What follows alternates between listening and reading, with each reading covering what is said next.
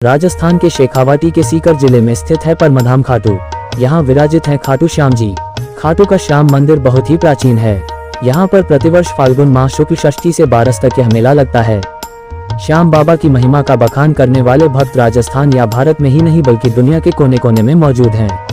आओ जानते हैं कि कौन है बाबा खाटू श्याम जी, क्या है उनकी कहानी, कौन है खाटू श्याम जी। खाटू श्याम जी भगवान श्री कृष्ण के कलयुगी अवतार हैं।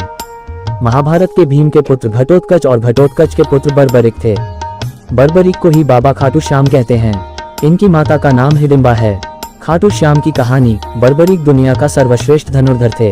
बर्बरिक के लिए 3 बाण ही काफी थे, जिसके बल पर वे कौरवों और पांडवों की पूरी सेना को समाप्त कर सकते थे। युद्ध के मैदान में भीम पौत्र बर्बरिक दोनों खेमों के मध्य बिंदु एक पीपल के वृक्ष के नीचे खड़े हो गए और यह घोषणा कर डाली कि मैं उस पक्ष की तरफ से लड़ूंगा जो हार रहा होगा। बर्बरिक की इस घोषणा से कृष्ण चिंतित हो गए। भीम के पौत्र बर्बरिक के समक्ष जब अर्जुन तथा भगवान श्री कृष्ण उसकी वीरता का चमत्कार देखने के लिए उपस्थित हुए, तब बर्बरिक ने अपनी वीरता का छोटा सा नमूना मात्र ही दिखाया। कृष्ण ने कहा कि यह जो वृक्ष है इसके सारे पत्तों को एक ही तीर से छेद दो तो मैं मान जाऊंगा। बर्बरिक ने आज्ञा लेकर तीर को वृक्ष की ओर छोड़ दिया।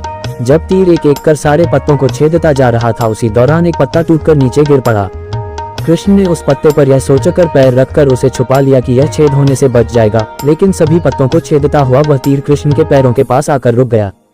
तब बर्बरिक ने कहा कि प्रभु, आपके पैर के नीचे एक पत्ता दबा है, कृपया पैर हटा लीजिए, क्योंकि मैंने तीर को सिर्फ पत्तों को छेदने की आज्ञा दे रखी है, आपके पैर को छेदने की नहीं।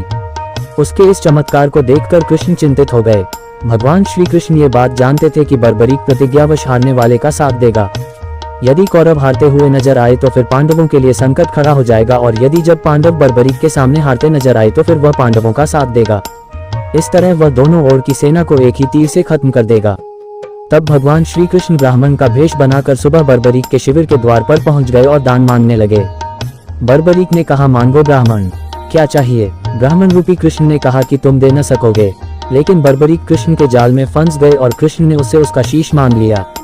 बर्बरिक द्वारा अपने पितामह पांडवों की विजय हेतु स्वेच्छा के साथ शीश दान कर दिया गया।